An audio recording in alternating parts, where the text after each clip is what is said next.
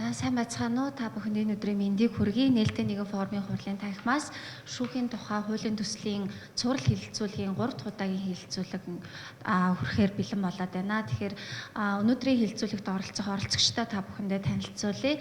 Өнөөдөр хууль зүйн дотоод хэргийн яамны хууль зүйн бодлогын газрын ахлах мэргэжилтэн цолмон улсын хурлын хууль зүйн байнгын орооны дэргэдэх хуулийн төслийг боловсруулах ажлын хэсгийг төлөөлөн оролцож байна. Миний баруун гар талд хараат бус судлаачдын төлөөлөл болсон Монгол Улсын их сургуулийн хууль зүйн сургуулийн профессор доктор Мөнх сайхан, Монгол Улсын сургуулийн хууль зүйн сургуулийн дэд профессор доктор Бэм Жаргал нар хүрэлцэн ирсэн байна. Тэгээд өнөөдрийн хэлэлцүүлгийн маань сэдэв бол шүүгчийн хариуцлагын асуудлыг шинээр өргөн бариад буй шүүхийн тухай хуульд хэрхэн тусгаж авч утсан талаар танилцуулга мэдээлэл үүн дээр хараат бус судлаачдын зүгээс өгж байгаа санал зөвлөмжийг авч хэлсэн юм аа. Тэгээд Монгол Улсын үндсэн хуулийн нэмэлт өөрчлөлтийн хүрээнд шүүх мэдлийн талаар орсон маш том нэг өөрчлөлт бол энэ шүүгчийн хариуцлагыг нэмэгдүүлэх, шүүгчийн хариуцлага тооцох механизмыг үр нөлөөтэй болгох үүднээс үндсэн хуулийн байгууллага шүүхийн сахилгын орооныг үндсэн хуульд тухайлан тусгаж өгсөн асуудал байгаа.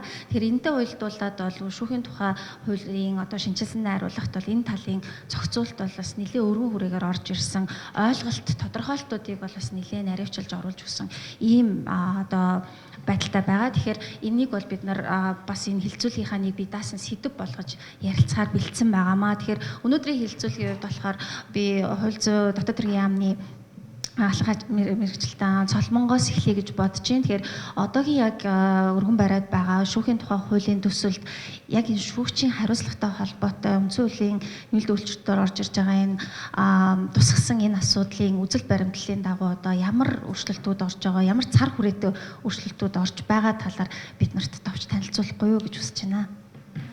За баярлалаа. Тэгэхээр хууль зүйн дотоод хэргийн яамнаас боловсруулж улсын хурлд өргөн мэдүүлэн хэлцэх шатантай байгаа хуулийн төслийн ажлын хэсгийн ажлын хэсэгт орж ажилласны үед би өнөөдрийн хэлэлцүүлэгт орж байгаа гэж ойлгож байгаа. Тэгээд энэ хуулийн төсөлд тусгасан шүүхийн сахилгын ороотой холбоотой зохицуулалт товч мэдээлэхийн өмнө товчхон өнөөгийн практик дээр ингээд тулгарч байгаа мэдээллийг бас хүргэе гэж бодлоо. За шүүгчийн ёс зүйн зөрчилтэй холбоотой өнөөдрийн практик дээр 2 өөр материалын хэм хэмжээ, 2 өөр процесс, 2 өөр байгууллага ариалан шийдвэрлэж байгаа. Өөрөөр хэлэх юм бол шүүхийн ерөнхий зээлийн дэргэдэх шүүхийн ёс зүйн хороо хуульчдын холбооны дэргэдэх мэргэжлийн хариуцлагаар аль алинд нь шүүгчийн ёс зүйн зөрчлийг хариалан шийдвэрлэж байгаа юм давхар үүссэн байдалтай байгаа. Тэгээ Монгол Улсын үндсэн хуулийн нэмэлт өөрчлөлтөөр оруулсан шүүхийн тогтолцоотой холбоотой гол зохицуултын нэг бол яг харахгүй шүүхийн сахилгын ороо шүүгчид сахилгын шийдвэрт оногдуулах чиг үүрэг бүхий шүүхийн сахилгын ороог ажиллахтай холбоотой зохицуулт байгаа. За яг шүүхийн сахилгын орооны чиг үүргийг үндсэн хуулийн 49-ийн 6 дээр яг энэ текстийг уншаад өгчээ. Хууль заасан үндэслэл журмын дагуу шүүгчийг албан тушаалаас нь түтгэл зүүлэх, огцруулах болон сахилгын бусад шийтгэл ногдуулах чиг үүрэг бүхий шүүхийн сахилгаар ажиллах бөгөөд түүний бүрэн эрх зохион байгуулалт, үйл ажиллагааны журам, бүрэлдэхүүн тавих шаардлага тамхи журмыг хуулиар тогтооно гэж зааж өгсөн байна. За бидний боловсруулсан хуулийн төсөлд үндсэн хуулийн энэхүү агуулга концепт нийцүүлж шүүхийн сахилгын ороо биедан ажиллах хэрэгцээ орчныг бүрдүүлж түүний бүрэн эрх, үйл ажиллагааны журам, бүрэлдэхүүн тавих шаардлага, томилох журмыг ингээд тодорхой хуульчилж өгснөөс гадна сахилгын хэрэг хянан шийдвэрлэх ажиллагааны хуульчилж өгсөн байна. За энэ бүгдийг бол хуулийн төсөл бүхэл бүтэн 2 бүлэг болгон зохицуулсан учраас уншаад танилцчих боломжтой бол өршөлгүйгээр яг зарчмын үед оруулсан гол өөрчлөлтийг ойлгох минутанд багтаагаар танилцуулахыг бодъё. За хамгийн ихний зарчмын шинжилгээ өөрчлөлт бол сахилгын ороотой холбоотой шүүхийн сахилгын орооны бүрэлдэхүүн буюу түүнд орох төлөвлөлийн асуудал байна. За хууль зүйн дотоод хэргийн яамнаас боловсруулсан хуулийн төсөлд ажлын хэсэг ярилцаад бүх талын тэнцвэрт байдлыг хангах үүднээс сахилгын орооны гишүүнд шүүгчдийн зөвлөлөөс дөрөв. Энэ шүүгчдийн зөвлөлийг бид бас хуульчилж өгсөн байгаа. За энээс 4 гишүүн хууль зүйн байнгын орноос 3 ерөнхийлөгч болон хууль зүйн асуудал эрхлэн засгийн газрын гишүүнээс тус бүр нэг хүнийг сонгож нээлттэй сонголт оруулахаар тусгасан байна. За шүүхийн сахилгын орооны бүрэлдэхүүнийг бол 10 орон тоотой байхаар үндсэн хууль тусгасан хэдий ч яг орон тооны бус байх талаар бол тодорхой зохицуулт байхгүй байгаа. Гэхдээ ажлын хэсэг юу гэж үзсэн бэ гэхээр шүүхийн сахилгын орооны төсөв хөрөнгөний асуудалтай холбоотой нөгөөтэйгүр шүүхийн сахилгын орооны жил шийдвэрлэж байгаа гомдол мэдээллийн шийдвэрлэлтийн тоо, эрүүлж байгаа гомдол мэдээллийн ачаал зэргийг харгалзаад 3 орон тооны 7 орон тооны бус байхаар тусгасан байгаа. За дараагийн нэг асуудал бол сахилгын эрэг кино шийдвэрлэх ажиллагааг энэхүү хууль заасан сахилгын зөрчлийн тухай гомдол мэдээллийг хүлээн авах, шалгах, кино шийдвэрлэх, давзаалтч журмаар гомдол гаргах, шийдвэрлэх ажиллагаанаас бүрдгээр хуульчилсан дүнчлэн сахилгын эрэг кино шийдвэрлэх процессыг маш тодорхой үйлчилчихсэн байна. За сахилгын эрэг кино шийдвэрлэх ажиллагааны процесс шат амжилтыг бол энэ ажлын хэсэг аль болох багасгах зорилгоор үйлчилж өгсөн байна. За өөрөөр хэлэх юм бол юуны өмнө сахилгын ороо иргэн хуулийн этгээрлэлд зэрүүлсэн гомдол мэдээллийг бол 60 хоногийн дотор шалгаж хянан шийдвэрлэнэ. За илтгэгч гишүүн буюу тухайн сахилгын гомдол мэдээллийг шалгагч гишүүнээ бид нар илтгэгч гишүүн гэж нэрлэсэн байгаа. Гомдол мэдээллийг хүлээн авсан өдрөөс хойш 30 хоногийн дотор шалгана. Тэгээд сахилгын эрэг үүсгэх болон сахилгын эрэг үүсгэхээс татгалзах байгаа захирамж гарах байгаа. За энэхүү гаргасан захирамжийг хэргийн оролцогчдод зөвшөөрөх юм бол сахилгын орооны хуралдаанаар хэлцгээр тусгаж өгсөн байгаа. Ингэхдээ илтгэгч гишүүнээс гадна 5-аас доош гишүүний эрсдэлтэйгээр хуралдаж сахилгын эрэг гомдлыг 30 хоногийн дотор хянан шийдвэрлэж магадлал гаргахаар тусгасан байна. За ингэхдээ илтгэгч гишүүн тухайн сахилгын зөрчлийн талаар шалгалтын дүн хуралдаанд танилцуулах боловч хэргийг эзэслэн шийдвэрлэхэд бол оролцохгүйгээр зохицуулж өгсөн байна. За тэгээд сахилгын эргийг эзэслэн шийдвэрлэж байгаа тохиолдолд бол сахилгын орноос магадлал сахилгын эрэг үүсгэхээс татгалзсан захирамж болон кино шийдвэрлэх ажиллагаатай холбоотой бусад асуудлаар бол сахилгын ороо тогтоол гаргахаар тусгаж тогтоолын эцсийн шийдвэр байна гэж тусгасан. Харин сахилгын эргийг эзэслэн шийдвэрлсэн сахилгын орны магадлалд гомдол гарах хэрэгтэй байхаар хуульчлаад магадлалыг зөвшөөрөх юм бол улсын дээд шүүхэд гомдлыг гаргахаар улсын дээд шүүх бол танхим харгалзахгүйгээр 5 шүүгчийн бүрэлдэхүүнтэйгээр 30 хоногийн дотор тохиолдлын журмаар ерөнхий шүүгчийн бүрэлдэхүүнээс сонгож тариулахаар тусалсан байна. За тэгээд түүнчлэн сахилгын эрэг кино шийдвэрлэх ажиллагаатай холбоотой гомдол мэдээллийг хүлээн авах, хуваарлах, шалгах болон сахилгын орооны анхан болон давзаалдах шатны шүүх хурлаа явагдах процесс сахилгын орооны ажлын алба тэгээд дарга гишүүдийн эрх үүрэг, хориглолт, хязгаарлалыг огцруулахыг үүлэн татахтай сахилгын эргийн оролцогчдын эрх үүрэг зэрэг ингээд маш олон эргийн оролцогчдын юмнууд ингээд тодорхой тусгаж өгсөн байгаа болохоор энийг та бүхэн хуулийн төслөөс хараад танилцчих боломжтой. Нэг гол зүйл бол бас сахилгын орооны ажлын албаачлан энэ ажлын албад сахилгын эргийг хянан шалгах нэгж байхад тусгаж өгсөн байна. За ингээд товчхон мэдээлэл өгөхөд бол сахилгын ороотой холбоотой ийм зохицуултанд үүнээс гадна би энэ шүүгчийн сахилга хариуцлагатай холбоотойгоор бас нэгэн хуулийн төсөлд эдгээр тусгасан өөр зохицуултын талаар товч мэдээлэл өгье гэж бэлтгэжсэн байна. За энэ нь бол сахилгын шүүгчид ёс зүйн зөрчлөөс нь гадна мэргэжлийн хариуцлага асуудал одоо ихээр яригдчихэж байгаа. Өөрөөр хэлэх юм бол шүүгч хэрэг маргааны кино шийдвэрлэх ажиллагааны журам болон хуулийн тодорхой заалтыг ноцтой зөрчсөн, хуулийг илтэд буруу хэрэглэсэн бол мэргэжлийн хариуцлага хүлээх асуудал яригддаг. Ингэжээч иргэдийн нөгөө шударга шүүхээр хамгаалуулах гэхээ баталгаатай хангах нэгэн гол зүйл болох юм. Олон удаа мэргэжлийн алдаа гаргаж байгаа шүүгчдээ яагаад мэргэжлийн хариуцлагад оцохгүй нэ гэсэн шүүмжлэл бол их гардаг. За төсөлд мэргэжлийн хариуцлагатай холбоотой зохицуултыг тусгаж өгсөн. Ингэхдээ тухайн шүүгчийн ажил хэргийн чадвар, мэргэжлийн төвшингийн талаар дүгнэлт гаргуулахаар дээд шатны шүүх буюу давзаалт тагшаад хяналтын шатны шүүх бүрэлдэхүүн тогтоол гаргаж мэргэжлийн ороонд түргүүлэхээр энэхүү тогтоолын үндслээд мэргэжлийн ороо шүүгчийн ажил хэргийн чадвар, мэргэжлийн төвшин тогтоож дүгнэлт гаргах үр эрхийг хэрэгжүүлнэ. Хэрвээ үнэхээр үндслэл бүхэд тогтоол гараад тэнцэхгүй гэсэн дүгнэлт гарсан бол ерөнхий зөвлөлд дөрвүүлээд цаашид зохих журмын дагуу шийдвэрлэхээр тусгацсан байгаа. За тэгээд ерөнхийдөө дараа эсвэл асуулт хариултаа нэр. Тий яг нь ерөнхийдөө нөгөө айгүй тодорхой дэлгэрэнгүй бас танилцуулчлаа. Тэгээд энэ дээр бас судлаачдынхаа бас санал шүүмжийг бас сонсъё гэж бодож байна. Үүний дараа бас тодорхой асуудлууд авах юм бол дээрэс нь манай хаант бид нарыг үзэж байгаа хүмүүсээс бол бас тодорхойлох асуултууд байвал бид нарт ирүүлээрэй гэж хүсэж байна. Би одоо энэ урдаа бас тавьчаад асуултуудыг цуглуулад байж байна. Тэгээд за би мөнх сайхан доктор Бямжрал доктор хоёроос хойлонгаас нь яг энэ та бүхэн ер нь бол хуулийн төслүүдтэй бүгдээрээ танилцсан байгаа. Өнөөдөр бас ташрамт хэлэхэд бид нар ерөнхийлөгчийн зүгээс өргөн барьсан хуулийн төсөл дээр ажилласан ажлын хэсгээс бас зочин урсан боловч боломжгүй бас учраас бас өнөөдөр энд хүрэлцэн ирж амжаагүй байна. Тэгэхээр би бас судлаачдын зүгээс энэ дээр санал шүүмжээ хийлэхдээ бас нөгөө альтернатив төслийн хүрээнд бичигдсэн дурддагдсан тэр зохицуултыг бас харьцуулсан байдлаар ярил зүгээр ах болов гэж бодож байна. Хэдийгээр одоо эсрэг хурал дээр явагдаж байгаа хууль зүйн дотоод хэргийн яамнаас өргөн барьсан төслийн хүрээнд бид нар энэ танилцуулгыг хүлээж авч байгаа ч гэсэн зөвхөн нэг төслийг тавьж ярих биш нөгөө төслүүдийн хувьд бас аварштай саналуд байна. байна уу? Эсвэл одоо санал байр суурь зөрүүтэй бас саналуд байгаа хэсэг талаар дурдвал сонирхолтой авах болов уу гэж бодож байна. Тэгэхээр үндсэндээ бид нар бол энэ өөрчлөлтийн хүрээнд шүүгчийн хариуцлагын асуудлаарх энэ сахилгын хорооны бүтэц бүрэлдэхүүн гэдэг маш том багц асуудлын тухайлаар ярьж байна. Дараагийнх нь болохоор энэ сахилгын хэрэг маргааныг хинэн шийдвэрлэж байгаа процессын асуудал бол маш өргөн хүрээнд ингээд орж ирж байна. Тэгэхээр энэ бол өөрөө эргээд хэдийгээр маш нарийн зөрчилж байгаа ч гэсэн нарийн нюанстай асуудлууд байдаг. Хараат бус энэ өөрөө бүтэц бүрэлдэхүүний хувьд хараат бус байх уу? Процесс өөрөө ил тод бөгөөд давхардалгүй явах уу гэдэг асуудлууд. Тэгээд мэдээж бас Соломон эржилтний хийсэн хамгийн сүүлийн асуудал бол маш том анхаарал татж байгаа асуудлууд байгаа. Тэгэхээр яг энэ бүтэц дарааллын хүрээнд та бүхэн саналаа хэлээд явах уу? Мөнх сайхан доктороос эхэлчих үү? За тэгээд нэг 7 минут орчимд бариад явчих уу цагаа? За тэгээд 7 минутад. Тэгэхээр эхлээд энэ шүүхийн сахилгын хорооны одоо бүрэлдэхүүн дээр төвлөрж ярив. Дараа нь процессын бас нэг ярих боломж болно гэж ойлголоо. Тэгэхээр ер нь энэ шүүхийн одоо сахилгын процесс бол ардсан нийгмийн хувьд маш чухал. Ягаад тэгэхээр энэ өөрөө нэг талаас одоо шүүгчийн хараат ус байдлыг хамгаалах, нөгөө талаар шүүгчийн хариуцлагыг хангах юм зорилготой байдаг.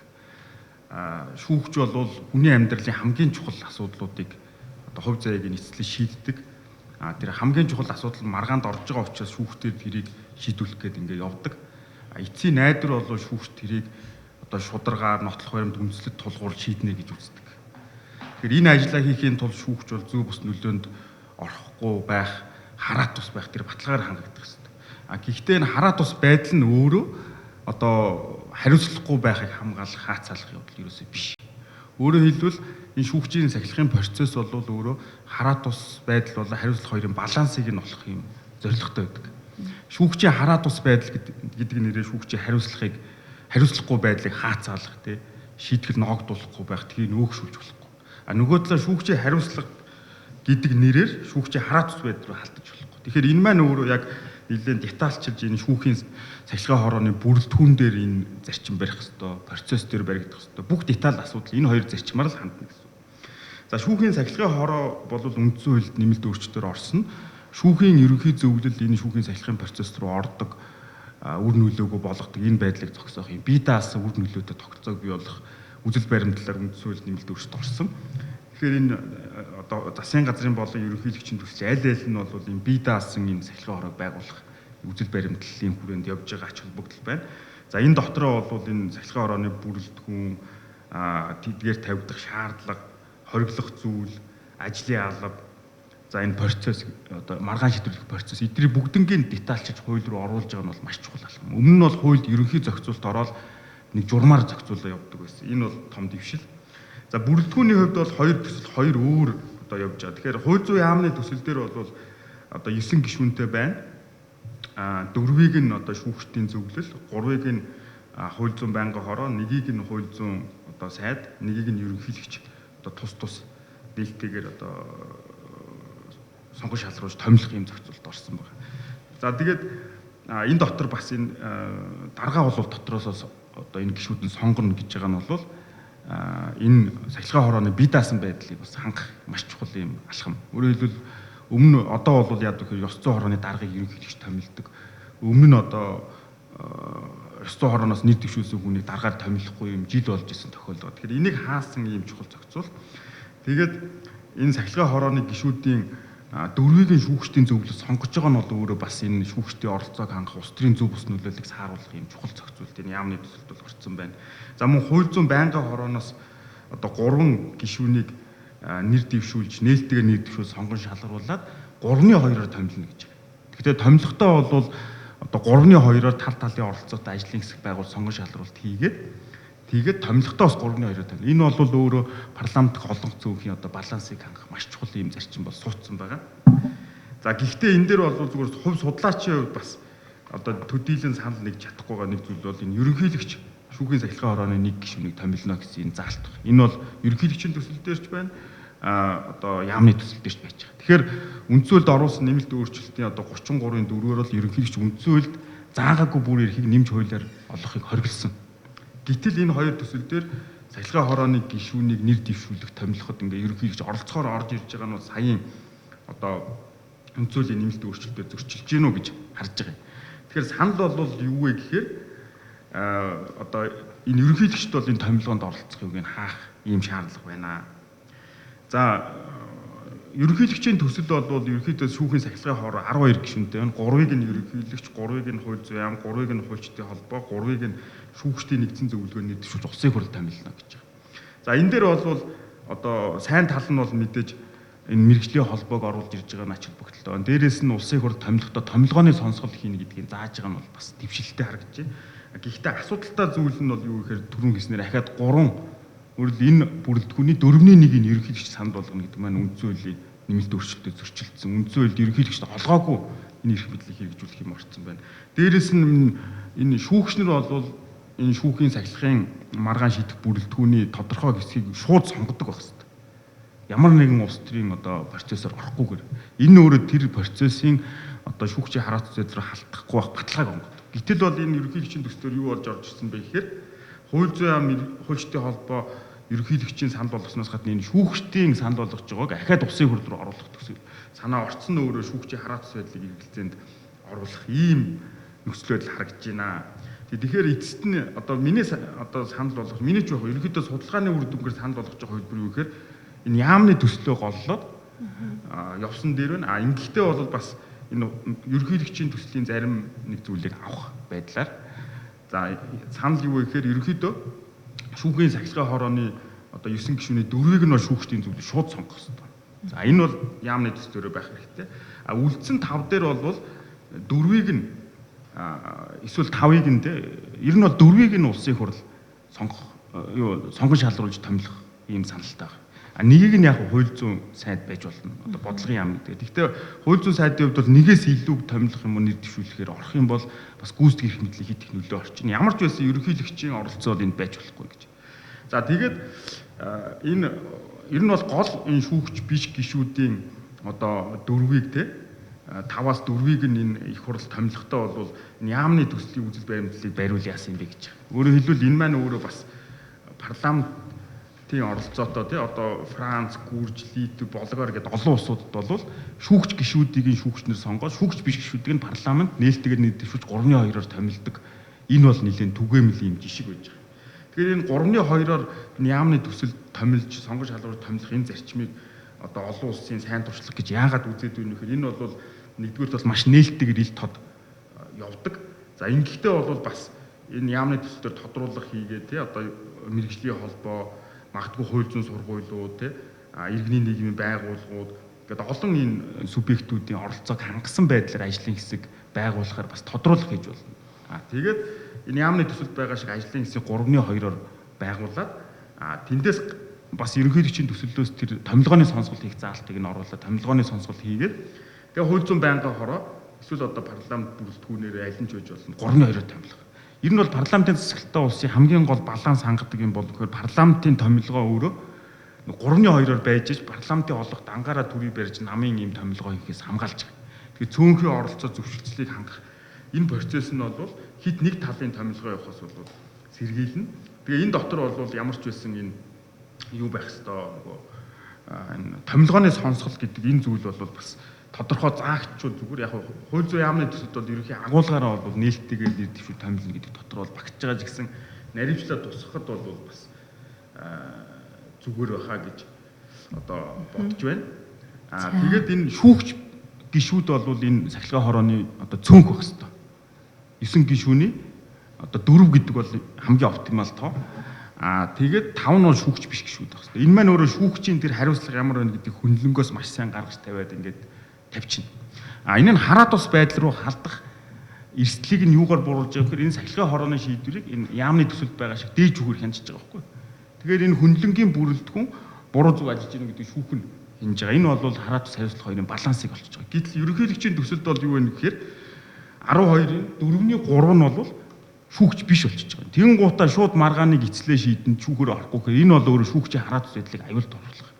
Бүр үндсэн хуулийн нэмэлт өөрчлөлтийн үзэл баримтлал энэ оны 1 сарын 9-ний улсын хурлын тогтоол зааснаар энэ сахилгын хорооны бүрэлдэхүүн өөрөө хүнлэнгийн байна. Шүүгчнэрийн цөөнх байна гэдэг санаа яваад тэгтээ хараат байдал руу халдах эслийг буруулахудаас дээж өгөхөр хянана гэдэг ингээд тодорхой бичсэн байгаа байхгүй гомл гаргуул.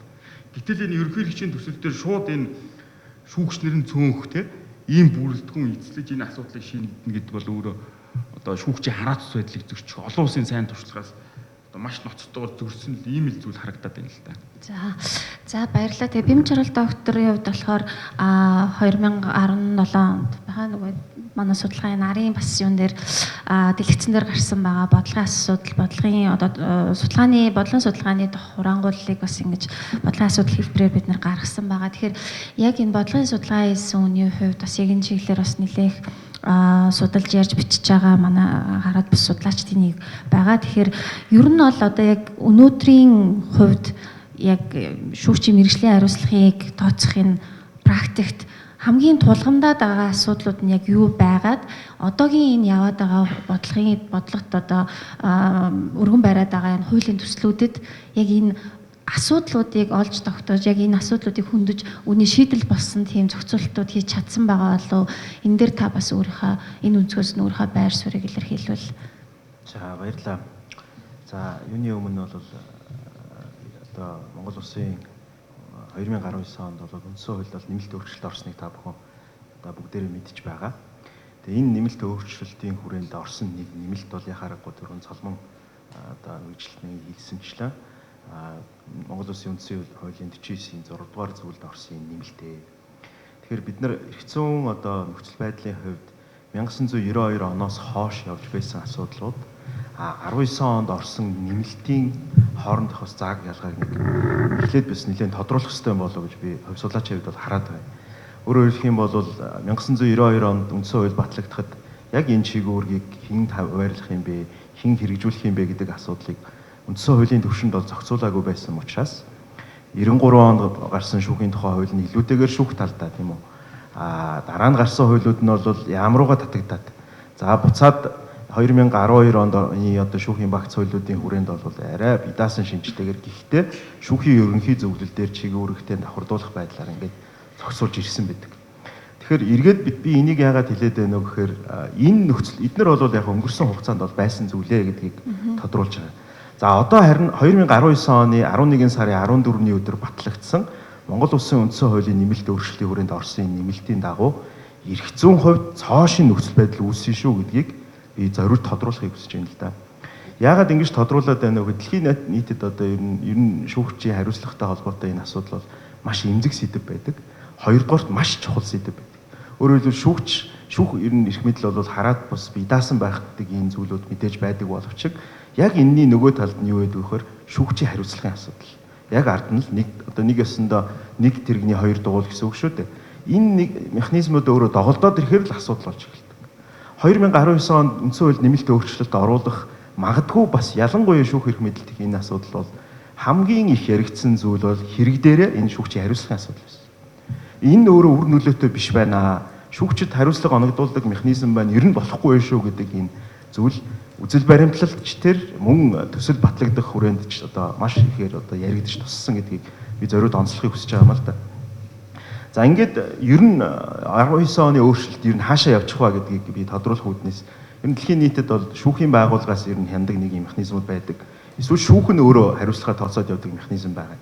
Тэгэхээр бид нар 19 онд ямар сонголт хийчихсэн бэ гэхээр шүүхийн ерөнхий зөвлөлөөсөө тусдаа чиг үүрэгтэй тэр нь зөвхөн шүүгчийн хариуцлагатай холбоотой асуудлыг л хариуцдаг юм хороог бие даасан байдлаар зохицуулж өгсөн үндсэн хуулиар. Тэр энэ нь 1992 оны үндсэн хуулийн суур үзэл баримтлал дээр нэмж тодруулах байдлаар шинэ нөхцөл байдлыг үүсгэчихсэн байгаа гэдэг маань өөрөө одоогийн бидний энэ яриаг ярих хуульд магадгүй энэ байдлаар тусах нөхцөл байдал үүссэн гэдгийг би онцлон хэлхийг хүсэж байна. За мэдээж төсөлтэй холбоотойгоор шүүгчийн хариуцлагын асуудал үнэхээр болохоо байсан уу үгүй юу гэдэг юм уу ийм зүйлүүд бол бий. Гэхдээ нэг үг байдаг шүү дээ. Нэг үхрийн ивэр дөрөхөд мянган үхрийн ивэр дөргөн гэдэгтэй ижлэр бүх шүүгчид одоо хариуцлагагүй эсвэл тодорхой нөхцөл одоо хувийн ашиг сонирхолтой гэж бол хэлж ямар ч боломж байхгүй байдаг. Өөрөөр хэлбэл энэ одоо гендечи гондочи гэдэг шиг одоо маргааныг хянан шийдвэрлэж байгаа процесст ч асуудал бий.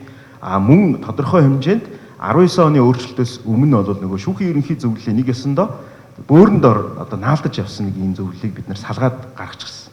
Тэгэхээр энэ нөхцөл байдал дээр тохируулаад хийж байгаа одоо төслүүдийг эргээд харахад аль төслүүдэд бол давуу талууд бол байна. Мэдээж гэхдээ давуу тал гэхээс илүү нэгэнт нөгөө үндсэн хуулиар энэ зүйлийг хийх ёстой гэдээ оруулчихсан юм чинь тэрнийг л тодруулах гэж өөрөө хууль маань гарна шүү дээ.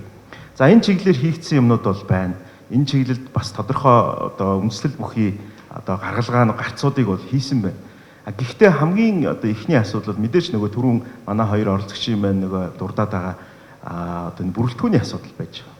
Тэгэхээр бүрэлдэхүүнийг бол мэдээж хэрэг үндсэн хуульд бол шууд заагаагүй. Гэхдээ хуулиар тогтоож болно гэж ингэж агшсан байгаа. Гэхдээ ер нь энэ төслийн үзэл баримтлал анх одоо төсөлд өргөн баригдахдаа бол 9 гишүүн гэдгээр өргөн баригдсан шүү дээ. Ингээ 3-3 нь хаанаас сонгогдох уу, ямар ер нь чиглэлийн хүмүүс байх уу гэдэг энэ зүйлүүд бол одоогоос 5 сарын өмнө хилцэгдсэн протокол бүгдээрээ байж байгаа. За яг энэ дагуу аваад үзэх юм бол мэдээж хууль зүйн яамнаас одоо хууль зүйн яам гэхээс илүү засгийн газар шүү дээ. Засгийн газараас өргөн барьсан энэ төслийн хувьд бол за энэ тоог бол барьсан байна. За хоёрдугаарт нэг их ноцтой зүйл байгаад байгаа юм. Би судлаачийн хувьд бол энэ дээр ерөөсөө санал нийлэхгүй байгаад байгаа юм зүйл. Юу гэхээр засгийн газараас өргөн барьсан төслийн хувьд бол 3 гишүүнийг нь орон тооны байхаар оруулчихсан. Тэгэхээр энэ юуг дахиад давтаад байгаа вэ гэхээр 1992 онд Монгол Улсын үндсэн хуулийн баталсны дараагаар үндсэн хуулийн цэцгийг байгуулсан байдаг. 7 сард. Тэгэхээр 7 сард үндсэн хуулийн цэцгийг байгуулад 8 гишүүнийг томилсон. Ингэхдээ 3 гишүүнийг орон тооны болгож томилж исэн байдаг. Гэтэл хуулиараа үндсэн хуулийн төвшөнд ямар ч юм зохицуулт байхгүй мөртлөө гишүүдийг орон тооны бусаар одоо ялгадаг. Тэгээ энэ явж энэнийхээ үндслийг юу гэж тайлбарладаг вэ гэхээр энэ чинь орон тооны болоод ирэхээр төсвийн асуудал гарч ирж штэ гэж.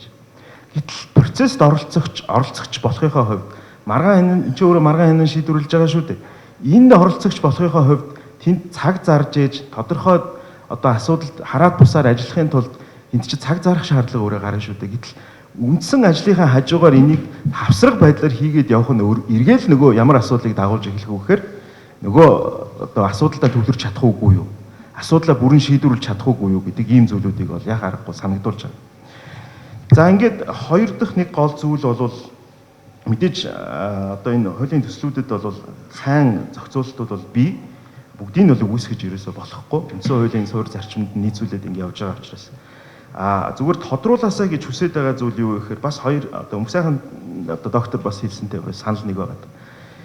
Асуудлын гол нь мэдээж одоо бүрэлдэхүүний тухай, тооны тухай гэхээс илүүтэйгээр энэ зөвлөлүүдийг ер нь бүрдүүлэхийн тулд яагаад олон талын төлөөллийг оруулдаг юм бэ гэдэг шалтгаан талаас нь бид нар харах юм бол нөгөө хэд шүүгчд олон холоод ирвэл яадаг вэ гэхээр шүүгчтэйгээ хамгаалдаг гэдэг ийм зүйл рүү болоод явчихдаг. Энэ зөвхөн Монгол улсын хувьд биш, дэлхийн бусад бүх орнуудад ийм нөхцлүүд илэрч байна.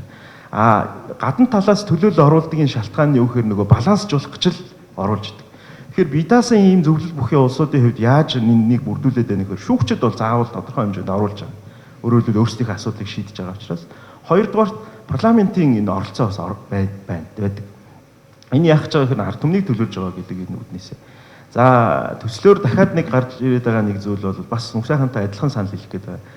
Монгол улсын ерөнхийлөгчд, шүүхийн ерөнхий зөвлөлчдэр, сахлын хорооч төр гишүүдэд санал болгох юм эрхийг олгоод байна. Энэ үндсэн хуулийн нөгөө сая 19 онд орсон нэмэлт өөрчлөлтийн дагуу орсон гол одоо суурь үзэл баримталтай бас зөрчилдөх хэмжээний юм нөхцөлөдлийг бий болгочод байгаа юм л да.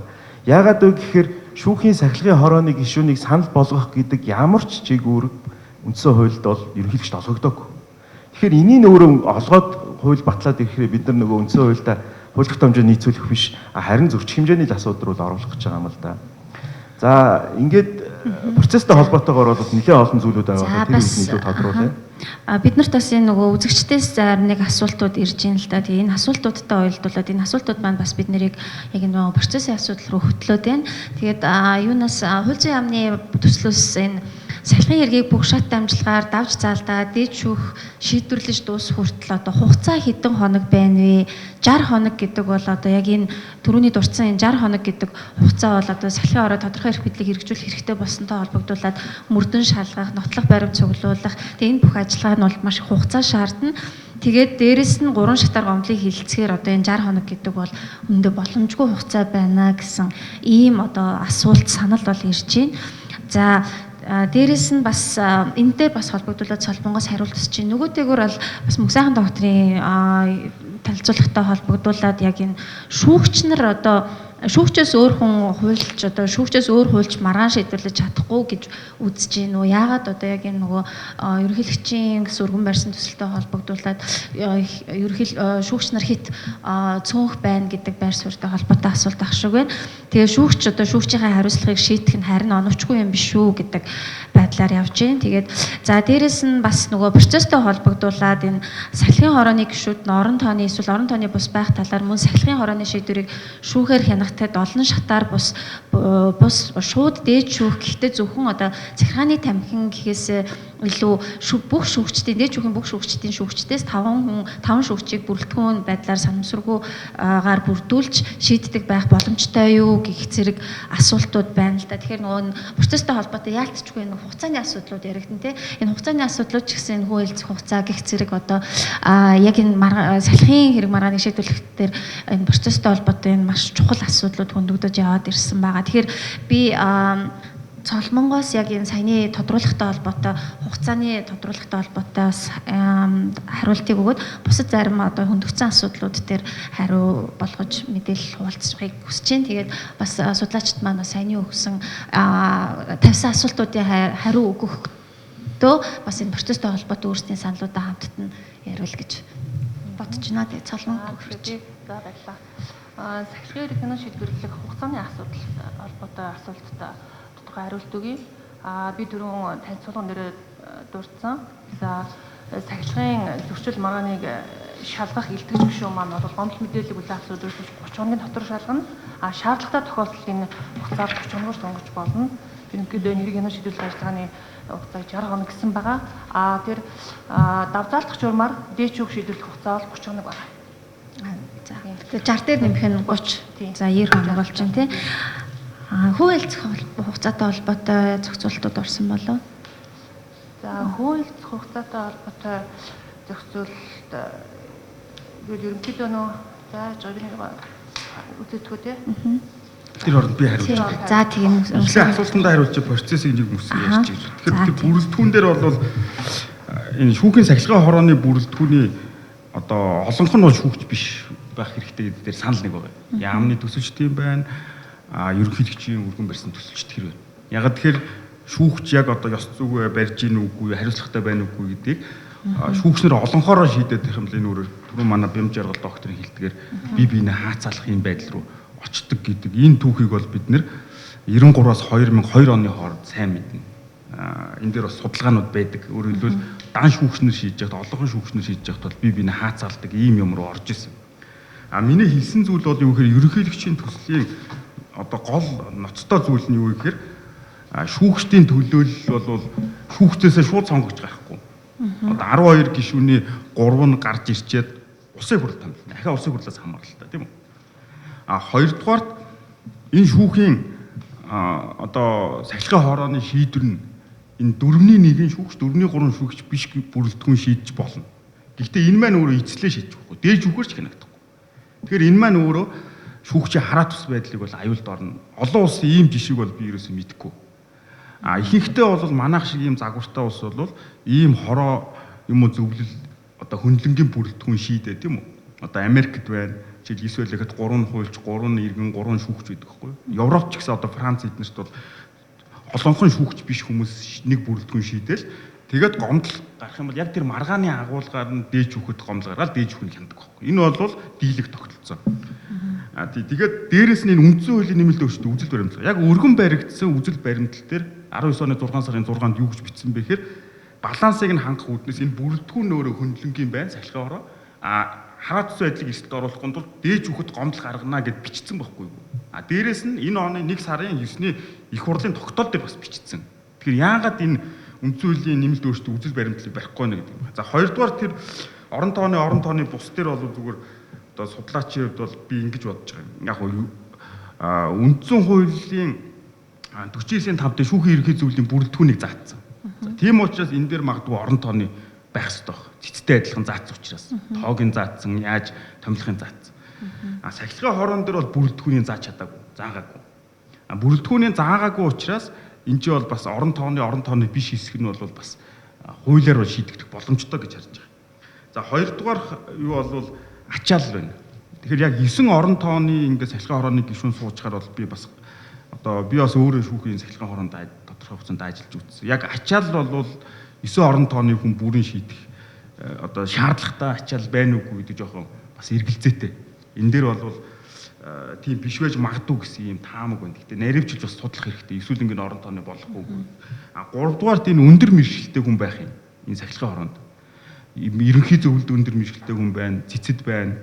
Хүний эрхийн үндэсний комист байна. Тэгэхээр цэц бол орон тооны ерөнхий зөвлөл орон тооны болох хандлагатай ер нь болох ёстой гэж бодож байгаа. Тэгээд ирэхээр яг ахаад 100% орон тооны ингээ 9 хүн сахилгын хороор олдохгүй юу? Тэгэхээр өөр үндсэн ажил хийж байгаа зарим хүнлэнгийн өндөр мэргэжилтэй хүмүүс сахилгын хороонд орж ажиллах юм бол бас энэ хүний нөөцийн асуудал байна гэж. Өөрөөр хэлбэл бид нэр 3 сая хүнтэй учраас тэгэхээр зүгээр энэ яг сахилгын хорооны гишүүд бүгдээрээ орон энэ яамны хувилбар бол бас зүгээр хувь хүний хувьд бол байж болох юм уу гэж бодож байгаа. Гэхдээ энэ чинь анхаарах юм нь бол тэр орон тооны 3 бол орон тооны биш 6-аас илүү эрэхтэй биш гэдгийг маш тодорхой хуульчлах давуу эрх идэлгүй гэдгийг нь заах хэрэгтэй байна. Тэгэхээр асуултын хүрээнд энэ процесс дээр тусгай ингээд нэмж ярих гэж бодож байна. Бямжаарал докторийн хувьд болохоор энэ дээр бас нэлээд хүмүүс энэ орон тооны байх дээр бол санал нийлж байна, энэ зөв зүйтэй маа гэдэг тантай санал нийлж байна гэсэн комментууд орж ирж байна. Тэгэхээр та бас түрүү яг орон тооны байх нь зүйтэй гэдэг байр суурьас энэ дээрээ бас тодруулаад хэлвэл тээ. За зүгээр яг нэг ийм зүйл харагдаж байгаа юм л да. Хүний нөөцийн асуудал бас үүсэж болцшгүй заалт бол яхааргүй. Аль төсөл дээр нэг ижил нэг юм заалт байна. Зүгээр засгийн газраас өргөн барьсан төслийн хувьд харах юм бол 100-ийн 3 гэдэг юм заалт байгаа юм л да. Сахилгын хорооны гишүүн хууль зүйн өндөр мэргэжилтэй, хууль зүй болон шүүн таслах ажиллагааны туршлагатай эрх зүйч мэргэжлэр 10-аас доошгүй жил ажилласан шүүгч, хуульч, эрдэмтэн байна гэдэг юм зохицуулт. Тэр яг хууль зүйн техник талаас нь зүгээр энэ заалтыг уншихаар ямар зүйл харагдаад байгаа гэхээр за ямар ч байсан шүүгч байж болох юм байна, хуульч байж болох юм байна, эрдэмтэн байж болох нэ. Өөр төлөөлөл байна гэдэг юм зарчим. Гэхдээ бичлэгтээс нь харах юм бол бүх шаардлагуудыг хангасан байж энэ байна гэхээр яг бодит байдал дээр энийг хангах тийм хуульч олоход их төвөгтэй болчиход байгаа юм л да. Өөрөөр хэлбэл шүүн таслах ажиллагааны туршлагатаагаас гадна эрдэмтэн байх ёстой, хуульч байх ёстой гэдэг ийм байдлаар харахаар мэдээж тус бүрдэнэ гэдгээр уншигдах нь мэдээж боловч тэг их мэдчлээ би энэгээр юу хэлэх гээд байна гэхээр эн чи яг тодорхой зааж өгөхгүй бол өөрөөр хэлбэл магадгүй төлөөллүүдийн энэ нөгөө үндсэн хуульд оруулсан зарчмаараа барих юм бол тэн тавих шалгууруудыг арай өөрөөр зохицуулж уг нь тодорхой болчихоор биш. За хоёрдугаарт надад бас нэг ийм статистик байна л да. Дунджаар 2014 оноос 2018 оны хооронд шүүхийн сахилгын бидний нэрээр 900 хороонд ирж байгаа гомдлуудын тоогоор харахаар дунджаар нэг жилд нэг 280 орчим юм гомдол ирээд байгаа байхгүй. Тэгэхээр энэ өөрөө 280 орчим гомдол болгон дээр мэдээж процесс ажиллагаа явагдана.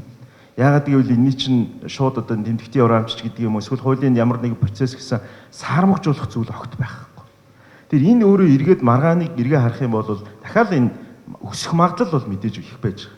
Хоёрдугаарт 3 гишүүн нь орон тооны байна гэдэг. Орон тооны бий гэдэг дээр ямар асуудал өөр нь үүсдэг вэ гэхээр орон тооны бус гишүүдтэй холбоотойгоор орон тооны гэдгийг нөгөө хоорондын зааг ялгаанууд өссөн өсөөгөө гараад эхэлдэг. Энийг өөрөө саармагжуулж чадахгүй бол нөгөө орон тооны гишүүд л асуудлаа илүү авч яваад цагаа бүрэн зарцуулж байгаа учраас асуудалдаа магадгүй маргаанд шийдэхэд юу гэдгийг тэр асуудлыг судалж чадахгүйгээр орж ирсэн гишүүний хувьд нөгөө орон тооны гэж байгаа эсвэл судалчихсан илүү мэдээлэлтэй байгаа хүнийг дагаж санал өгөх магадлал өөрөө их болж эхэлдэг. Тэр энэ өөрөө эргээд тодорхой хэмжээ нөгөө эрсдлүүдийг дагуулдаг учраас л би ингэж тодруулж хэлээд байгаа. Гэхдээ мэдээж харах хэрэгтэй. Заавал мөн биш гэдэг үндсэн хуулийн зохицуулт байхгүй би дөрөв хэлсэн. Хоёрдугаарт нэг одоогийн энэ зохицуултаар харах юм бол за илүүтэйгээр энэ маань процесс тал руу бас тодорхой хэмжээнд хамаарч болох юм шиг харагдаад. Юу вэ гэхээр тодорхой процессын зохицуулалт заалтуудыг бол оруулсан гэж хэлж байгаа боловч бодит байдал дээр маргаан шийдвэрлэж байгаа гэдэг талаас нь харах юм бол харин ч асуудлуудыг нэлээд бага зохицуулчихсан юм шиг харагдаад байгаа юм л да. Засгийн газраас өргөн барьсан төслийн хувьд. Тэр энэ нь өөрөө эргээд цаашдаа нөгөө асуудлыг яах вэ гэхээр нэгэн хуулиар зохицуулаагүй бол практикаар жишгээр гэдэг юмнууд руу илүү явах юм магадлалуудыг бас өөрөө өндөрсгөөд байх ийм зүйл харагдаад байна. Энэ түрүү нэг уучлаарай би көмөлц хугацаанд дээр хариулж энэ За туйлан дээр ясныгаа цолмоо яг хэлчихв. Тэгээд манай судлаачдын хувьд бол энэ дээрээс нэлээд тодорхой байр суурьуд байгаа. Дөрөв би харин нөгөө хуулийнхаа заалтыг олох гэж ярьчлаа. Хууль зохицооны асуудал дээр бол энэ хуулийн төслийн 59-2 дээр зохицуулж өгсөн байгаа. Ер нь бол энэ сахилгын зөрчлийн хууль зохицооны асуудлаар бол олон улсын туршлагуудыг судлаад үзсэн хууль зохицоог бүр огт хэрэгэлдэг гэсэн юм хоёр хөлөөрөөд юм байлээ. За бид төсөл дээр бол сахилгын зөрчлийг илрүүлснээс хойш 6 сар зөрчил гарснаас хойш 12 сараас илүү хугацаа өнгөрсөн бол шүүгчид сахилгын шийтгэл оногдуулж болохгүй гэж одоо байгаа хуулиар зохицуулж байгаа хууль хугацааг арай хэсгэж өгсөн байна. За энэ дээр бол одоо зүгээр яг энийг судалдаг бас хүний хувьд бол нэлээд нухацтай хандах хэрэгтэй гэж бодд юм аа. Тэгээд хууль зүйн яамнаас өргөн барьсан төсөл дээр бол сахилгын зөрчил гарснаас хойш 12, илрүүлснээс хойш 6 сар өнгөрүүл ямар ч хариуцлага хүлээхгүй. За ерөнхийлөгчийн төсөл бол илрүүлснээс хойш 24 сар, зөрчил гарснаас хойш 6 сар өнгөрөөд бас хариуцлага хүлээхгүй гэдэг. Өөрөөр хэлбэл хугацаа нь бол ерөнхийлөгчийн арай урт. Энэ дээр бол ерөнхийлөгчийн төсөл бол арай дээр харагдаж байгаа. Гэхдээ бас дутуу. Яагаад вэ гэхээр энэ түрүүн би хэлсэн энэ ханаа тус байдал хариуцлага хоёрын баланс бүх юм дээр харах хэрэгтэй. Тэгэхээр Монгол улсад 28 жил шүүгчийн сахилгын хамгийн ноцтой зөрчлүүд дандаа хөнгөлөлт хугацаар гоолж ирсэн. Яг энэ 1 жил гэсэн л хугацаа бол дандаа явсан. 12 оны хуульд байсан. Одоогийн юун дээр бол 2 хугацаа гэдэг нэг нь бол 12 сар. Тэгээ ингээ бүр энэ дээр би тэр хэрэгүүдийг уншиж ирсэн. Тэгээ ингээ харахад би нэг хэрэг хэлээ л да. 2014 онд шийдэгдсэн. Нэг шүүгчийн өрөөлөө нэг хүн зүнхтэй юм үрд орж байгаа юм. Орчоод гарахтаа зүнхтэй юм байхгүй. Тэр эрэгтэй хүн. Гэтэл тэр хин байсан бэ гэхээр тэр шүүгчийн маргаашин шийдэгчээсэн хэргийн зохигч талынх нь нөхөр нь шүүгчтэй уулзсан, дээрээс нь үүргэвчтэй юм үлдээж гараа авчих. Тэгээд энэ камерын бичлэгтэй Монголд болсон хэрэг шүү дээ. За энэ чинь авилга өгж авч гэдэг асуудал яригадаад тэгээд тэр 2 жил шалгаж байгаа. Авилга өгсөн нотлогдоог. Тэгээд эрүүгийн хэрэг нь хэрэгсэхгүй болоод шүүхийн ёс зүйн орон дээр ирсэн чинь энэ бол сахилгын зөрчил байна гэд цалин бууруулах шийтгэл ногдуулсан чинь шүүхээс юу гэж үзье. Наа чи шүүгч нарын өөрсдийнх нь тогтоосон дүрмийг хугацаа хэтрүүлсэн байна гэж хэрэгсэхгүй болгочих. Тэгэхээр ийм маш олон. Тэгэхээр Монголын шүүгч нарын ихэнх нь бол ийм ноцтой юм хийдэг. Маш цөөхөн шүүгч нар ийм ноцтой юм хийчихэд энэ систем өөрөө энэ хөөнгөлц хугацаа гэсэн цоорхоогоор энийг шийдэж чадахгүй байгаас болоод Монголын шүүгүүд итгэлийг нь бол навс унгааж байгаа. Тэгээ энэ бол түрүүн цолмоо ахлах хэллээ. Олон улсын туршлага юу гэхээр Америк, Канада зэрэг улсад шүүгчийн сахилгын зөрчил дээр хөөнгөлц хугацаа хэрэглэх бүр хориглоно гэх хуулийн заалттай байдаг. Европын улсуудад бол хугацаа тавихтаа маш урт тавьдаг. Жишээлбэл Германд бол зөрчлийнх нь хүн дөнгнөөс хамааруулаад 2, 3, 7 жилээр тавиад огцруулахаар хэмжээний зөрчил үйлдсэн шүүгчдэр хөнгөлц хугацаа үйлчлэхгүй гэж байдаг байхгүй. Итали, Гүрж, Польшид бол 5 жил байдаг. Зөрчил гарснаас хойш 5 жил байдаг. Тэгэхээр энэ өөрөө зүгээр нэг хугацаа өнгөрснөөр сая шиг ноцтой юм дээр хариуцлага тооцохгүй нэг гэдэг бол энэ өөрөө үнэхээр ноцтой аимшигтай юм итгэлийг унгаас асуудал. Тэгээ энэ маань өөрөө яг энэ бол яам нэг хэсэг зарим нэг шүүгчдийн байр суурь энэ дээр яваад байгаа юм. Би бол нэг нүгөө хэлэхэд шүүгч нарынхаа хараат ус хариуцлагыг бол дээшлүүлэх ёстой. Дээрээс нь шүүгч нар бол жирийн албан агчаас захиргааны албан агчаас хамаагүй өндөр эрх амбыг хууль руу оруулах юм санал тавьдаг, энэ ороо явдаг.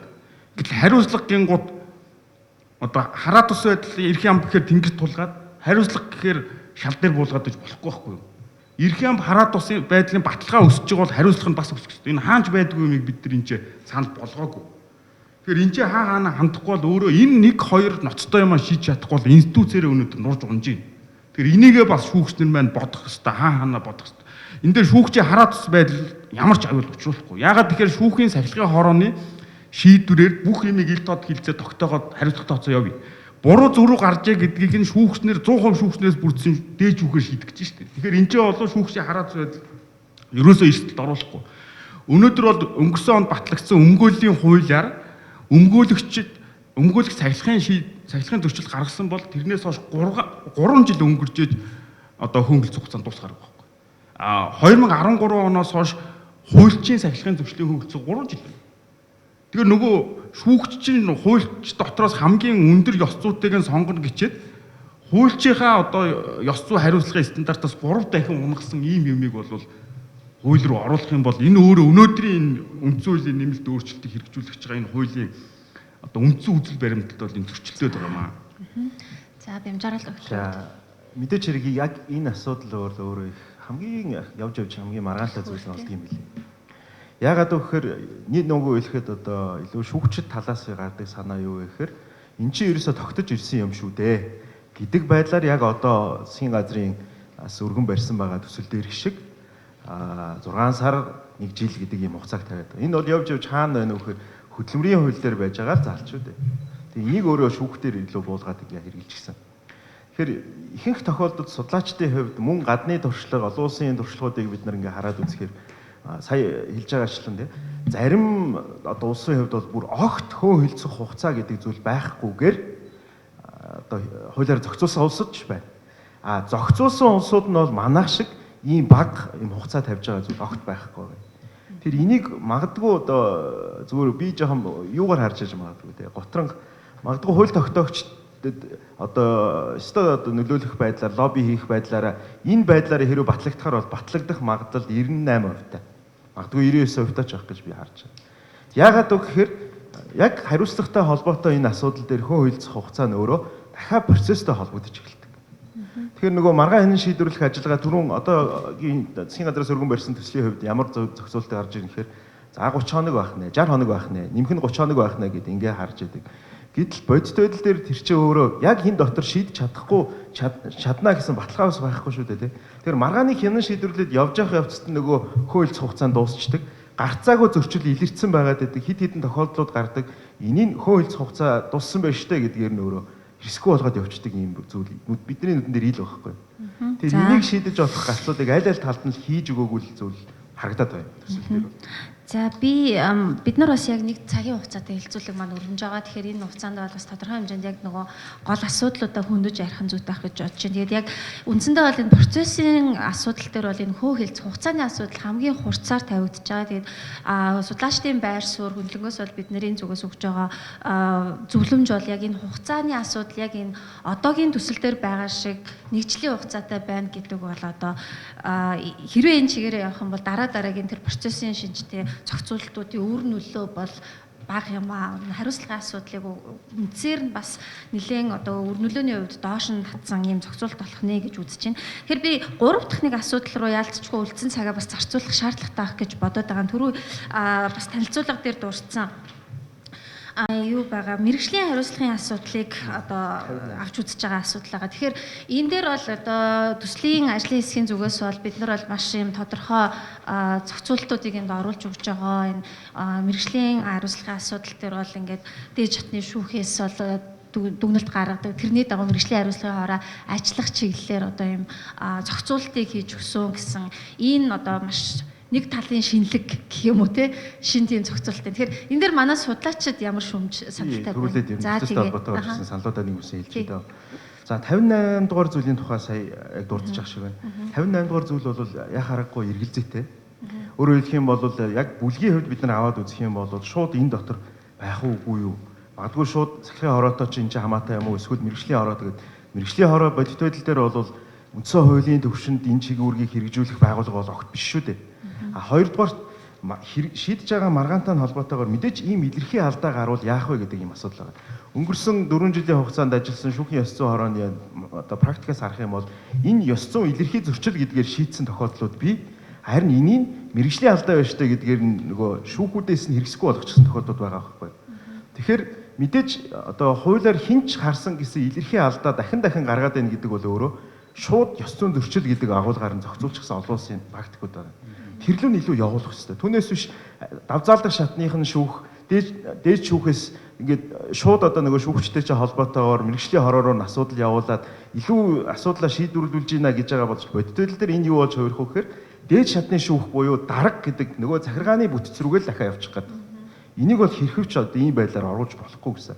Би судлаачийн хувьд бол тийм байр суурьтай байгаа. Хоёрдугаар түрүү нөгөө дурлаад байгаа процесс талаас яах вэ гэж би хууль зүйн яамнаас одоо боловсруулсан тэр засгийн газраас өргөн барьсан төслийн хувьд аваад үзэх юм бол дээд шүүх бол хянах ёстой гэдэг бол үндсэн хуулийн нэмэлт өөрчлөлтийн бол яа харахгүй одоо үзлээр хөндлөл. Өөрөөр хэлбэл эцсийн дүндээ шийдвэрийг хэн гаргах вэ гэхээр гомдол гаргаад тэр гомдлын дагуу одоо ёс зүйн хороо шүүхийн сахилгын хороо магадлал гаргаад тэр нь тодорхой хэмжээнд гимбруутай гэж үзсэн тохиолдолд гомдол гаргаж болох боломж өгсөж байгаа шүү дээ. Гэтэл яг процессыг харахаар энэ өөрөө хамгийн тодорхойг нөхцөлийг үүсгэдэг. Одоо байгаа яг энэ зохицуултаар бид нар энэ асуудлаа бүрэн шийдэж чадахгүй. Би бол хувьдаа эргэлзэж байгаа. Яагаад гэвэл гомдлыг хянан шийдвэрлэхтэй холбоотой процессын заалтууд нь өөрөө тодорхой тусгагдж өгөөгүй юм л байгаа юм л да.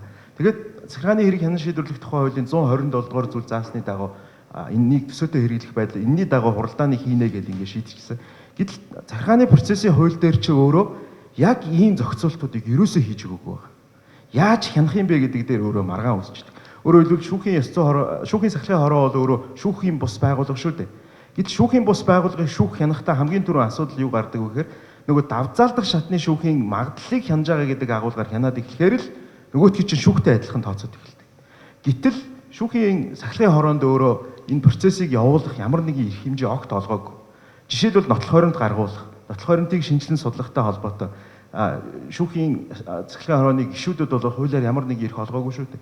Гэтэл яаж нотлох хойронд бүрдүүлэх юм? Тодорхой ярианы бичлэгийг авах шаардлагатай гэхээр заавал мөрдөн байцаагчаар дамжих хэрэгтэй болдог. Гэтэл процессын ийм эрхүүдийг олгоогүй мөртлөө давзаалдах шатны шүүх шиг ийм чиг үүрэгтэй байдлаар дээд шүүхээр шууд хянуулж байгаа процесс нь тодорхойгүй байгаа нь эргээд л нөгөө нөхцөл байдлуудыг чинь дахиад ордуулах зүйл харагдаад байгаа юм л да. Дахиад нэг хууль хугацаатай холбогддог нэг асуудал юу гэхээр хэргийг тодорхой хэмжээнд одоо маргааныг шалгаад эхлэхээр одоо хэрэг түтгэлцэх гэдэг ийм хууль хугацаа зогсох асуудлыг огт зохицуулаагүй. Өөрөөр хэлбэл шалгаал яваад байх юм бол хууль хугацаа чинь давхар зэрэгцээл яваад байна гэсэн. Ингэж байгаа эцсийн дүндээ нөгөө хуулийн хэрэглээндээ хууль хугацаа дууссан гэдэг байдлаар л дуусгачихдаг нэг юм процесс байгаа юм л да. За баярлалаа. Мөнхсийн доктор дээр нэмэх зүйл байна. Саяных дээр нөгөө давхцуулахгүйгээр тийм боломж гарахгүй юм шиг байна. Тэгэхээр нэг хүмүүс яарч ер нь аль сүлийн боломж. Юу вэ наа? Энэ эхлээ процесс дээр бол юу вэ гэхээр ерөөдөө энэ хууль зүйн яамны өргөн барьсан төслийн процесс бол нэлээд миний хувьд бол сайн болж ий гэж харж байгаа. Чамбаа тодорхой энгийн болсон гэж. За яагаад вэ гэхээр энэ бол одоо шүүхийн сахилгын хорооны нэг гишүүн бол шалгана. За сахилгын хэрэг үүсгэхийг шийднэ. Тэгээ өөрөө танилцуулга бичнэ. За энийг 5-аас доошгүй одоо сахилгын хорооны гишүүний бүрэлдэхүүнээр шийднэ. Тинчээ бол одоо сахилгын шийтгэл ногдуулах хэсэг хэрэгсэхгүй болохыг шийднэ. Тэгээ энэний дараа бол дээд жүхэд гомдол гаргаад явна. Дээд жүхэд гаргаж байгаа гомдол нь бол одоо шүүхийн ёс зороо дээр яадаг вэхээр одоо сахилгын хэрэг үүсгэхээс өмнөх шийдрүүдээр дээж жүх яваа. Тэрийг нь хагаад зөвхөн үүсгэсэн хэрэгтэй холбоотой яг дээж жүхэд хандахаар байна. За тэгээ энэ дотор бол бас сая бямд жаргал доктор хэлж байгаа зарим зүйлүүд дээр бол бас нэлээд чухал юмнууд орцсон байгаамаа. Тухайлах юм бол одоо энэ дагаж зөрчлийн хуульд нэмэлт өөрчлөлт ороод шүүхийн сахилгын хорооны гишүүн болвол тэр нотлох баримтыг гаргуулах, цуглуулах тийм энэ бүх бүрийн эрхийг хэрэгжүүлэхээр энэ төсөл заагаад энд нь саад очруулах юм бол шийтгэл хүлээлгэхээр заасан. Өөрөөр хэлэх юм бол шүүхийн сахилгын хороонд хүндхэн үзэх шалтгаангүйгээр ирээгүй, нотлох баримт гаргаж өгөөгүй, нотлох баримтыг устгасан, худлаа тайлбар өгсөн, шүүхийн сахилгын хорооны гишүүнд нөлөөсөн, заавар чиглэл өгсөн, үйл ажиллагаанд нь саад очруулсан гэсэн энэ бүх зөрчлүүдийг энэ зөрчлийн хууль дээр жагсаагаад энийг иргэн үлдэх юм бол 400 мянга, хуулийн этгээд үлдэх юм бол 4 сая төгрөгөөр торгоно гэдээ орсон. Тэгэхээр энэ бол одоо энийг шийдэж байгаа нэг чухал юм юу байгаа. Өмнө нь бол яаж исэн гэхээр шүүхийн ёс зүйн хороо одоо нотлох баримт авъя гэхээр өгдөггүй, худлаа тайлбар хэлцдэг тий. За тэгээд энэ шүүхийн сахилгын хорооны шийдвэр нь хэвлэгдэнэ гэдгийг заатсан. Гэх мэтлийн процессын хувьд бол нэлээд дажгүй одоо шүдгүү арслан байсан бол одоо шүдтэй арслан болох юм алхам бол энэ байна гэж. Гэтэл ерөнхийлөгчийн төсөл дээр бол юу вэ гэхээр маш ингээ хүндрүүлсэн 3 шатаар явахаар байхгүй юу? Нэг гишүү эхлээ шийднэ.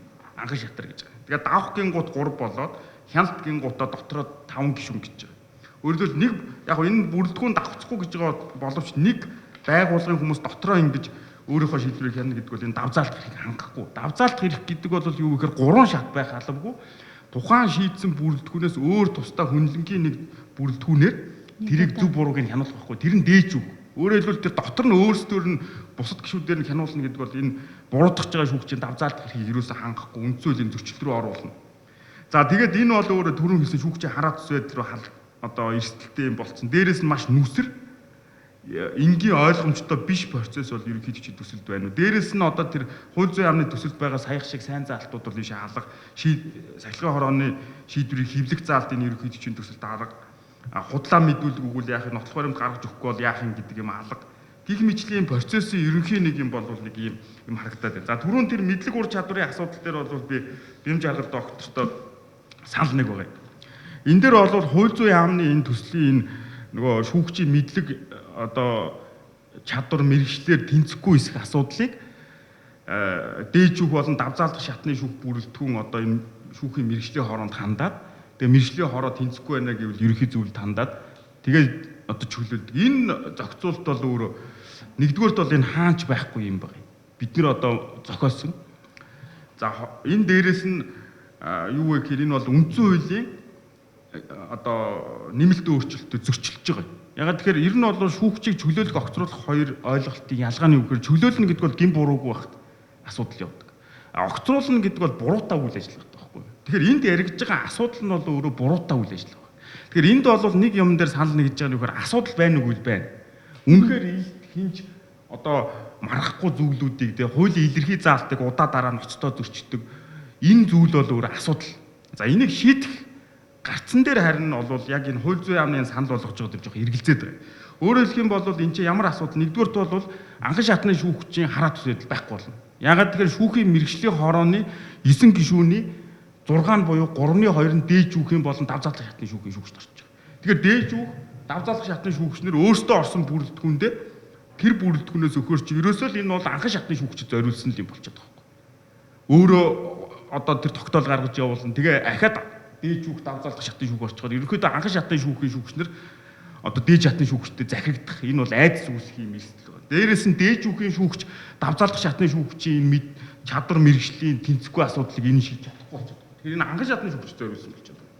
За дээрээс нь юу вэ гэхээр энэ бол маргаан шийдэх процесс байхгүй. Энэ мэрэгжлийн ороо чинь тэр шалгалт авахар байгуулагдсанаас биш энэ маргааныг яаж шийдэх, шүүгчийн тэр буруутгах байгаа шүүгчийн процесс ерөөсөө байхгүй. Өөрөө нотлохоор тайлбараа гаргаж өгөх, биечлэн оролцох, тайлбар хийх, тэ өмгөөлж явах энэ процесс ирэхгүй байхгүй. За тэгээд яг энтэй адилхан ийм зохицуулт жишээлбэл Унгарт байсныг Венецийн комисс бол энэ бол шударгаа шүүлэх эрхийг зөрчижээ гэсэн ийм зөвлөмж бас гаргаж ирсэн байхгүй юу? Бас пост коммунист усууд. За энийг бусад улсууд яаж хийж вэ нөхөр энэ дээр бид шинэ дугуй зохиогдох шаардлага. Энийг ерөөсөө шүүгчийн илэрхий тэр одоо бидний одоо хууль зүйн алдаа гэж хэлээд байдаг юмны мэрэгжлийн алдаа гэдэг зарим хэсэг нь сахилгын зөрчил болдог байхгүй юу? Америкч тэр, Европч тэр. Тэгэхээр энэ бол Европын хувьбар бол юу вэ гэхээр жишээлбэл энэ чинь Испани, Итали, Гүрж, Румын ингээд улсууд яадаг гэхээр шүүгчийн сахилгын зөрчлүүдийг нь хуульдаа жагсаачиж байгаа. Жишээлх юм бол шүүгчийн албан үүргээ хүндгүүзэх шалтгаангүй биелүүлээгүй, эсвэл ноцтой юу зохисгүйгээр биелүүлсэн, хууль тодорхой заасан хугацаа хүндгүүзэх шалтгаангүй удаа дараа эсвэл ноцтой зөрчсөн, шүүх хуралдааны товыг хүндгүүзэх шалтгаангүй ноцтой эсвэл удаа дараа зөрчсөн, процессын заавал биелүүлэх шинжтэй илэрхий тодорхой хэмжээг шууд санаатаа буюу илт болгоомжгүйгээр зөрчсөн, шүүхийн шийдвэртээ огт үндэслэл гаргаагүй, наад захын мэдлэг ур чадваргүйг илэрхийлсэн ийм үйлдэл эсвэл гаргасан гэдэг ийм юмнуудыг Испани, Итали улсууд хууль дээр жигсаага бичиж байгаа. Тэгээ энийг хийх юм бол энэ бол сахилгын зөрчилгээд нөгөө сахилгын процессор явж байгаа байхгүй юу? Тэгэхээр энэ маань бол юугаараа вэ гэхээр энэ өөрөө яг шүүгчийг юугаар буруутгах гэдэг маш тодорхой зөрчлүүдийг жигсааж байгаа. Тэгэхээр шүүгч бол урьдчилж хараад би ийм хийж болохгүй юм байна гэдээ гарч байна. Иргэн бол шүүгч ингэж болохгүй юм байна. Дээрээс нь энийг шийдэж байгаа бүрэлдэхүүн тэр сахилгын хороо бол бас дур зоргоороо авирлахгүй зөвхөн энэ асуудлыг шийднэ гэдэг. Энэ бол өөрөө хамгийн оптимал юм процесс. Өөрөөр хэлбэл энэ яамны шүүхийн тухай хуулийн 52 заасан тэр хориглох зүйл саях шиг юмнуудыг жигсаачяал гэсэн ийм санал байна. Тэгчих юм бол энэ асуудал нь өөрөө шийдэх чинь дээрээс нь шүүхийн сахилгын хороо бол энэ төсөлд байгаа шиг шудраг процессын бүх шаардлагуудыг жигсаацсан. Нөгөө буруутгах байгаа шүүгч бол өөрийгөө өмгөөл нотлох баримт гаргаж өгнө. Тэгэхээр энэ чинь бол хилмигдэхгүй. Дээрээс нь энэ сахилгын хороо энийг буруу шийдээд байна гэвэл ахаа дээж өгөх юм учраас энэ бол шүүгчийн хараа төсөөлөөр хардахгүй. Тэгээ энэ бол манай практикт бас байгаа юу. Одоо шүүхийн ёс зүйн хороо өнгөрсөн 5 жил түрүүн бим жаргал доктор хэллээ. Шүүгчийн ёс зүйн алдаа гэж хэлдэг доктор зүйл дотор бүр илэрхий наад захын мэдлэг одоо шаардахгүй юм буруу юмыг удаа дараа хийгээд ирсэн дээр шүүхийн ёс зүйн хороо 4-5 удаа сахилгын шийдвэрт ногдуулсан. Энийг дээжүүх олонхыг нь бас зөвшөөрсөн. Жишээлх юм бол одоо хууль заасан хугацааг нэг шүүгч бол маш олон удаа зөрчсөн. Шийдвэрээ гаргадаг 2-3 сар. Тэгээ энэ дээр бол дээжүүх зүйлдээ үснэхээр энэ бол мэрэгжлийн алдаа биш. Энэ бол угаасаа мэдлэг шаардахгүй хийх ёстой юм а хийгээгүй нь удаа дараа нотлогдсон. А бас нэг шүүгч яасан бэ гэхээр нөгөө одоо нэг цагдаа бол сонгуулийн үеэр нэг одоо хүнийг зөрчлийн хэргийг бүрдүүлээд ирсэн чинь тэр дор шийдсэн. Гэтэл нөгөө хүнд мэддэггүй биежилэн хуралдаанд орцох боломж олгоогүй. Тэгээ энийг дээж өгөх бол бас энэ бол сахилгын зөрчил гэж шийдсэн байхгүй. Тэгэхээр манай практик бас энэ дээр бол ингээ үүсцэн явж байна. Тэгээд энэ бол ахиад дээж өгөх, давах анхан шатны шүүгчийг ялгамжгүй бүх шүүгчийн энэ асуудал энэ очих боломжтой. Түүнээс нөгөө яамны төсөлд байгаа шиг зөвхөн анхан шатны шүүгчийн асуудал биш. За тэгээд дээрэс нь бол юу гэхээр үндсэн хуулийн нэмэлт өөрчлөлт нийцнэ. Ягаад тэгэхээр энэ бол шүүгчийн буруутай үйл ажиллагаа байхгүй юу? Буруутай үйл ажиллагаа учраас энүүгээр авж байгаа арга хэмжээч өөрөө сахилгын шийтгэл байх хэвээр огцруулах асуудлыг бас сахилгын орон шийдэх хэвээр. Гэтэл яагаад энийг одоо үндсэн хуулийн биш байгууллага буюу тэр шүүхийн мэргэжлийн хороонд өгж байгаа юм бэ гэдэг чинь эргэлзээтэй байна. Тэгээд энэ бол өөрөө одоо бид нэр шин дугуй зохиохгүйгээр ингээд одоо уг нь хаана ойлгоцоод яг л энэ олон улсад тогтсон юм. Америк бас адилхан юм байна. Америк дээр бол яг шүүхийн сахилгын хороонд бол яаж юм нэхэр яг энэ саяхан шиг юм 10-аад төрлийн бидний мэрэгжлийн алдаа гэж хэлдэг зүйлээр ингээд сахилгын шийтгэл хүлээдэг тухай Синтия Грэг профессорын бүр том тайлан байгаа байхгүй. Тэгэхээр энэ бол эрх зүйн бүл хамаарахгүй шийдээ явж байна. Тэгэхээр энийг бол бид нэр одоо яг өмнө нь манад нэг энэтэй төстэй юм байсан. Гэхдээ энэ буруу байсан юм ахиж биднээс сэргээж энэ шинэ асуудлыг шийдэхгүй. Энэний цаана байж байгаа асуудал бол байна. Үнэхээр энэ бол бас иргэд бол үнэхээр хуулийн илэрхий заалтыг утаа ноцтой хүндх үүсэх шалтгаангүй зөрчиж байгаа юм дээр арга хэмжээ авах. Энэ одоо санаачт бол зөв зүйтэй. Харин энэ арга замаа зөв засаад урт настай ийм хууль гаргачмаар байна л гэж. За баярлалаа. Тэгээд хугацаа ерөөхдөө дуусч чинь тэгээд би цолмон мэрэгчлэнээс асуулахаас асууя гэж бодож байна. Энэ дээр бас яг хуулийн ажлын хэсгийн зүгээс энэ саяны яригдсан асуудал дээр нэмж тодруулга өгөх маш товчхон одоо орхигдуулсан ч юм уу тийм зүйл байвал бас хуваалцаач. Тэгэхээр хоёр доктор судлаачтай үнэтэй санал шүүмж хэлж байгаад баяртай байна. Тэгээд яг аргагүй тэр мэрэгжлийн хариуцлагын асуудлыг бол хууль дотоод хэргийн ангаас бас энэ хуулийг боловсруулсан ажлын хэсэг бол бас дотроо авч хэлсэн л дээ. Энийг үнэхээр мэрэгжлийн ороонд хариуцуулах уу, шүүхийн сахилгын ороонд хариуцуулах уу гэдэг. Дээр нь тэгээд мэрэгжлийн ур чадрын асуудлыг зөвхөн дээд чатны шүүхэл тогтоох учиртай гэсэн дүгнэлтэд төрсөн л дээ. Хин нэг өөр мэрэгжлийн бус субъект тогтоосон бол гэдэг асуудал өөрөө бол учир дутагдaltaй.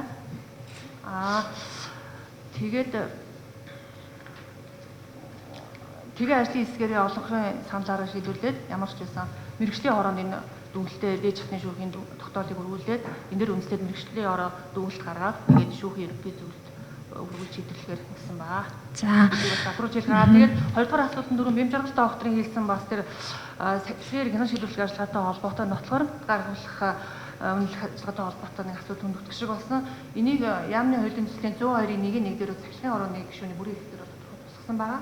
Өөрөөр хэлэх юм бол энэ гомдол мэдээллийг шалгахтай холбогдуулаад оролцогчийг дуудан ирүүлэх нотлохоор гаргуулж авах, цуглуулах, тайлбар авах, шинжээч томилсон.